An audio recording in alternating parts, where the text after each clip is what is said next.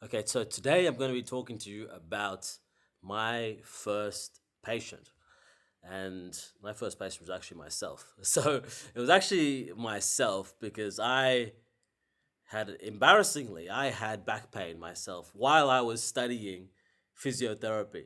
So here I was, I'm like, okay, I'm studying physio right now in my second year and I've got back pain. I don't know how to fix it. So I was like, okay, I've got to do something.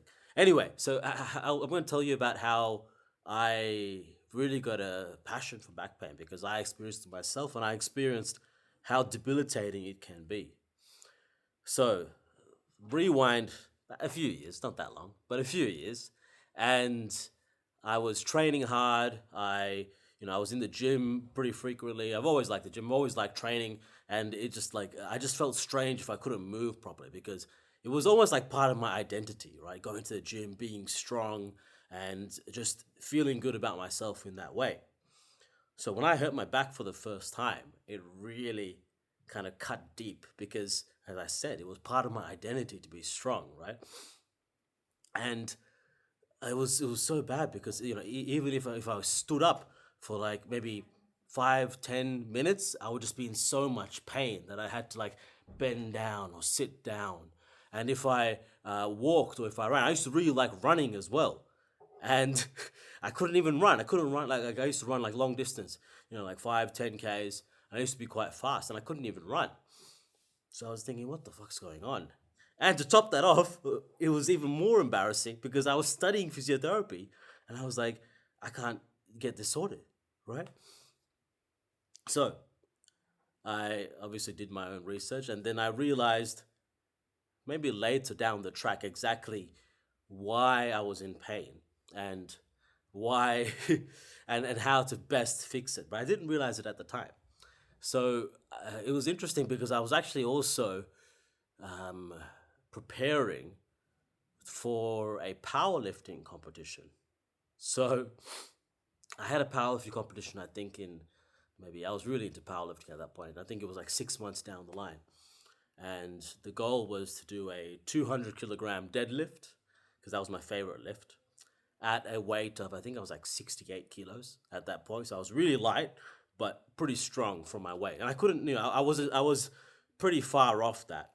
But that was the goal, to hit it.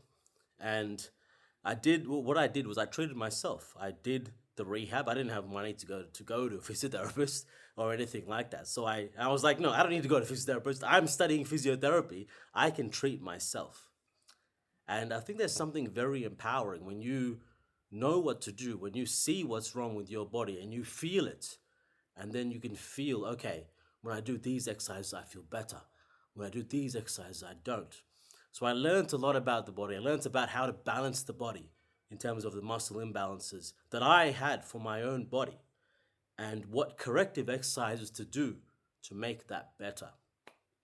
And I was training really, really hard because I really wanted to get this deadlift and this PR. And um, I actually, yeah, I went to like some pretty extreme methods of training. Like, but people who train with me can realize that if I train really hard, right?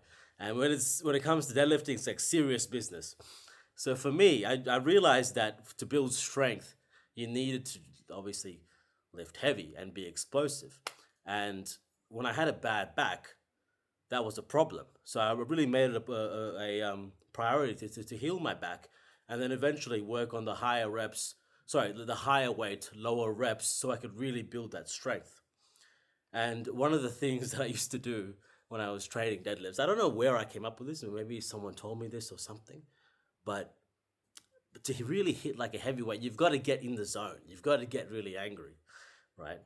And what I used to do if it was a really, really heavy weight, and this is gonna sound crazy, but I used to look at the bar and I used to have like this routine that I did. I used to like pace around like this just before I went to the bar. I was almost like a fucking tiger, like just like about to pounce on its prey.